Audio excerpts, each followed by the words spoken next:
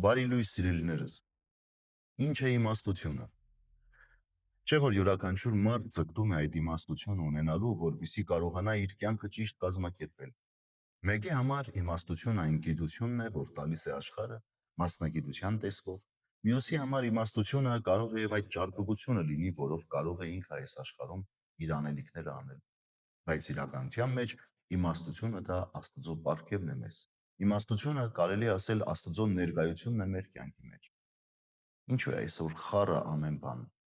Դեռևս կարելի է ենթադրել, որ իմաստության պակաս կա։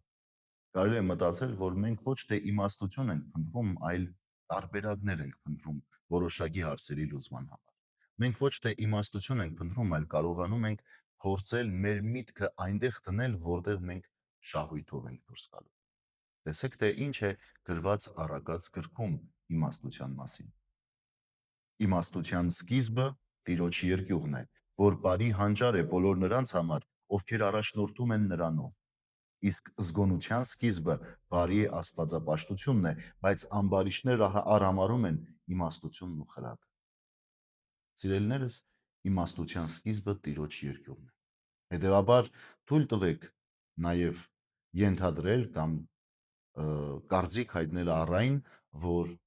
այսօր Տիրոջ երկյուղը պակասել է մեզ մոտ,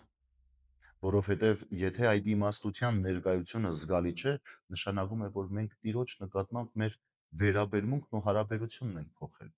Այլ կերպ ասած, երկյուղածությունն է թուլացել Աստծո նկատմամբ, եւ թերևս այս է պատճառը, որ տեսնում ենք աշխարհում ինչ է կատարվում։ Երբեմն անգամ սոցցանցերում տեսանյութեր ես տեսնում, որտեղ հեգնում են, որտեղ փորձում են ծիծաղի առարգա դարձնել, այն ամենը ինչ կապված է Տիրոջ հետ, Տիրոջ պաշտամունքի հետ։ Բայց Առակաց գիրքը ասում է, զգոնության սկիզբը բարի աստվածապաշտությունն է։ Այսինքն նաև զգոնությունն է կորել։ Թերևս այս է պատճառը, որ աստվածպաշտությունն էլ ամբողջական չէ։ Ուրեմն, սիրելիներս, մեծ պահոց այս օրերին եկեք անդրադառնանք այս երկու կետերին նույնպես։ Արդյոք մենք պահում ենք երկյուղածությունը Աստծո նկատմամբ եւ ունենք այդ զգոնությունը, որ ձեռք ենք բերելու աստվածապաշտությամբ, այսինքն աղոթքով, պաշտամունքով, այն ծիսական կյանքով, որ եկեղեցին մեզ տրամադրում է որպես մեծ պահքի շրջան։ Հետևաբար, արթուն պահենք մեր միտքը, մեր հոգին եւ մեր սիրտը տրամադրենք աղոթքին եւ աստվածապաշտությանը, եւ ամենակարևորը, անդրադառնանք այն երկյուղին, որ մեզ բերում է իմաստություն, որով էլ կկարողանանք շատ հարցերի ճիշտ, շիտակ եւ արդար լուծումներ տալ։ Բարի եւ խաղաղ օր ձեզ բոլորին։ Աստված օրհնի ամենքիս։